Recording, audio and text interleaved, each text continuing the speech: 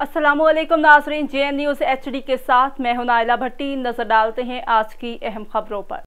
खबर शामिल करते हैं सियालकोट से। सैयद अंसर बादशाह रिपोर्ट करते हैं। सियालकोट तहरीक इंसाफ के रहनुमा चौधरी सईद अहमद भली, साबका टिकट होल्डर उम्मीदवार NA 66 का यूनियन कौंसिल शहनी महमूद जोया में आने पर शानदार इस्तकबाल किया गया।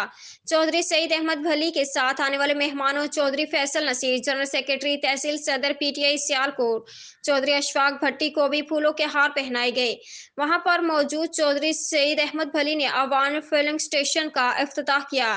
लोगों की बड़ी तादाद ने वहां शिरकत की। चौधरी सईद अहमद भली के इस्तकबाल करने वालों में नुमाया शख्सियात मलिक आबिद अली अवान सदर PTI फ्रांस, मलिक मुबशर और Awan vice chairman union council Shahni, Malik Khalid Awan, Malik Ali Awan, Hafiz Shamsher Ali के अलावा अहलियाने गाँव महमूद जोया शामिल थे।